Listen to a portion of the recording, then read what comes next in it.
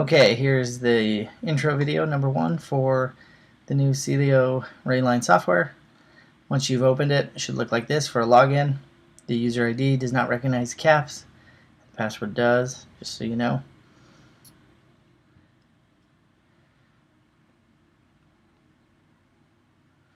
And then the remember me, I would check that. It does a pretty good job of recognizing you so you don't have to log in all the time. I'm going to take it off so it doesn't remember this on my phone, but then we're going to log in here. Should already bring you to this calendar view. If for some reason you wind up on the main page, the home page, if you click that Rayline logo, it'll take you there. I'll show you what that looks like. This is to search for a customer. If you ever wind up here, you can do one of two things. You can hit that gray My Calendar button and it'll take you there. I've also set the home page for you to be that calendar view. So if you hit those 3 little lines up there in the top right corner, you'll see you have some options here. If you hit the home button, that will take you to that same calendar view because I've set it that way. If you ever need to sign out, you can click those 3 little lines and you can sign out there.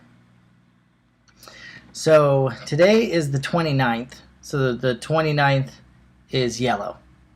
The other days have schedules or appointments on them, so that's why they're blue. If you click on the 29th, you'll see this view. Always scroll down and up to make sure there's no hidden appointments up there or hidden appointments down here. It kind of centers it when you all the same, always to that view right when we opened it. If you notice that little red triangle pop up there at the top, that lets you know is, hey, there's hidden appointments. I feel like sometimes you can not see it, or it's just so small, or if it's just right, you might not notice. So look for information like that at the top or bottom, and always scroll. So then also, if you look at those appointments, they have the real appointments will have the I and the 3 little lines in the gray squares. So if you look at 9 o'clock, 9:30, there's a appointment there, and if you look next to it, there's a time block that the office has set. That time block says right next to it, to the right of it, it says NTF. I do believe that's a office note that you can disregard, but sometimes there's going to be a time block in there. You want to be aware of those time blocks, but realize those are kind of just like sticky notes the office has put on there. They're not real appointments. Sometimes they are a special note for your day. It might be up there at 7 a.m. or the area you're working in or something like that. But if it's not a real appointment, it won't have the I and the triple lines, so just be aware. If you hit the I, and I'll hit it here, you'll get a popover of information that is for that appointment. You can see the name, the phone number, that it's an install, the PO number, the amount. There is that last note, but that's probably going to be pretty worthless to you. The main thing you'll want to be looking for is that scope of work notes.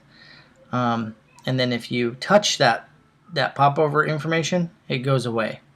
So you'll hit the I. I'll do it on the second job. You touch it, and it goes away. It's just a quick view. If you hit the 3 lines next to the I, you see there's some options.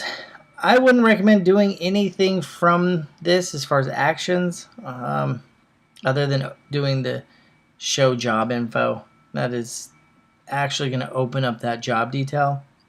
I'll go over the actual job detail in another video. But here you can see it actually takes you inside of it, and you can see the full detail. Same information that comes on that popover, but then you can see the office notes, all of them ever made, and then you can also see, if you scroll down, the attachments that go with this doc. We'll go over this in another video, like I said. If you need to get back, you can use the back arrow to take you back 1 page.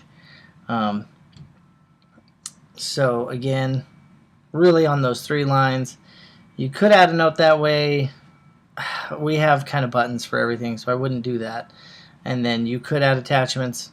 But again, you got a much better visibility from the actual job detail. So you can hit close menu and it'll close that one. The I is your popover. That's pretty much the basics of this first wave of info that you'll need to know, getting familiarized with this. And then those three little lines, you can go back to home at any point and it'll just snap you to the calendar view. That way if you wind up somewhere off or where you didn't want to be, then you can get in that way. You can see your tomorrow as well. So you can scroll down. I always recommend scrolling down and up, make sure there's nothing hidden on your schedule. So that is the first video.